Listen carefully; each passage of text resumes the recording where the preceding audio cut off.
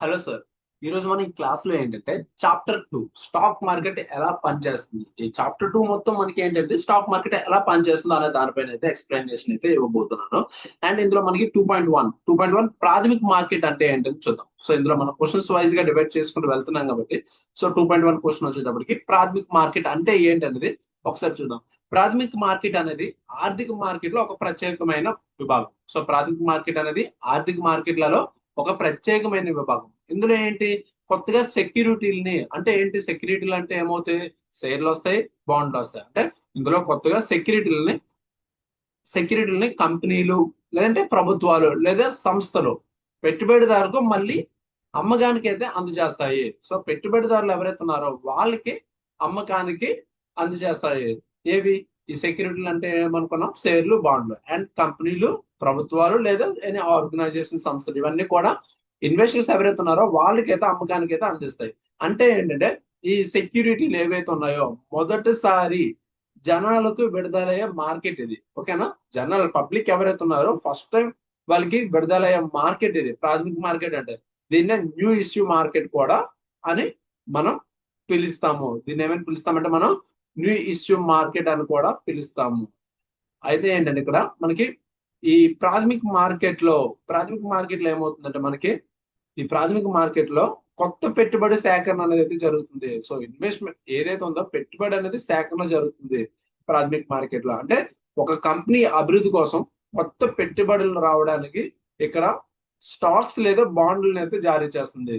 Stocks లేదా బాండ్లని జారీ చేస్తుంది. పెట్టుబడిదారులు ఈ సెక్యూరిటీస్ ఏవైతే ఉన్నాయో ఈ సెక్యూరిటీలను కొనుగోలు చేసి వారి డబ్బును ఆ సంస్థ పనులకు మెరుగుపరచడం వంటి కార్యకలాపాలకి అయితే ఉపయోగిస్తారు.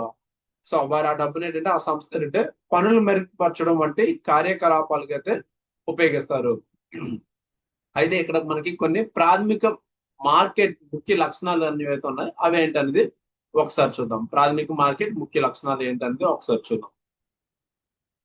కొత్త షేర్లు జారీ. సో ఇందులో ఏమవుతుందంటే కొత్త షేర్లు జారీ అంటే కంపెనీలు మొదటిసారి షేర్లను ఇక్కడ విడుదల చేస్తాయి. దీన్ని మనం ఇంకొక వర్డ్ లో ఏమని చెప్పుకుంటామంటే ఐపీఓ, ఇనిషియల్ పబ్లిక్ ఆఫర్ అని అంటాము. దీన్ని మనం ఏమంటామంటే ఐపీఓ, ఇనిషియల్ పబ్లిక్ ఆఫర్ అని అంటాం.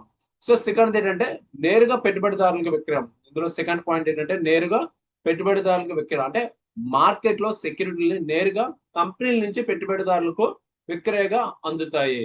ఒకవేళ మార్కెట్ లో సెక్యూరిటీలను నేరుగా కంపెనీల నుంచి పెట్టుబడిదారులకు విక్రయగా అందుతాయి.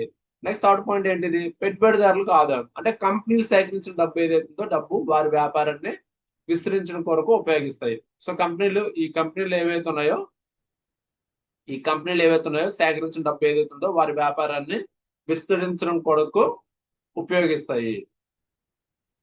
సో నెక్స్ట్ పాయింట్ ఏంటంటే నియంత్రణ. సో నియంత్రణ అంటే ఏంటి అంటే సెక్యూరిటీ ఎక్స్చేంజ్ బోర్డ్స్. ఎగ్జాంపుల్ మన సెక్యూరిటీ ఎక్స్చేంజ్ బోర్డులు కానీ సెబీ వంటి నియంత్రణ సంస్థలు ఇవి మార్కెట్ కొనుగోలుదారుకు రక్షించడానికి నియమాలను అయితే అమలు చేస్తాయి.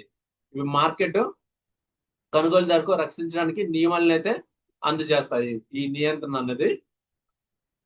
అండ్ నెక్స్ట్ పాయింట్ వచ్చేటప్పటికి మనకి ప్రాథమిక మార్కెట్ ద్వారా ఈ ప్రాథమిక మార్కెట్ ద్వారా ఆర్థిక వ్యవస్థకు కొత్త మూలధనాన్ని సమకూర్చడం జరుగుతుంది. సో ఆర్థిక వ్యవస్థకు కొత్త మూలధనాన్ని సమకూర్చడం జరుగుతుంది. అంటే మార్కెట్ తర్వాత ఈ సెక్యూరిటీలను సెకండరీ మార్కెట్ లో కొని అమ్మకాలు అనేవి అయితే జరుగుతాయి. అంటే ఇప్పుడు వరకు ఫస్ట్ మార్కెట్ లో జరిగిన ప్రాథమిక మార్కెట్ లో జరిగిన తర్వాత అండ్ ఫర్దర్ గా సెకండ్ మార్కెట్ అనేది అయితే వెళ్తుంది. అంటే ప్రాథమిక మార్కెట్ అనేది సెక్యూరిటీలో మొదటిసారి విడుదలయ్యే కొత్త పెట్టుబడుల కోసం డబ్బు సేకరించే మార్కెట్ స్థానంగా ఉంటుంది. సో ఫైనల్ గా ప్రాథమిక మార్కెట్ అంటే ఏంటి, సెక్యూరిటీ ఏవైతే స్టాక్స్, బాండ్స్ ఏవైతే ఉన్నాయో సో అవి మొదటిసారిగా విడుదలయ్యే కొత్త పెట్టుబడుల కోసం డబ్బు సేకరించే మార్కెట్ స్థానంగా అనేది అయితే ఉంటుంది. సో ఇది మనకి అంటే ప్రాథమిక మార్కెట్ అంటే ఏంటి అనేది దానికోసం కంప్లీట్ వివరణ. Okay, thank you and bye.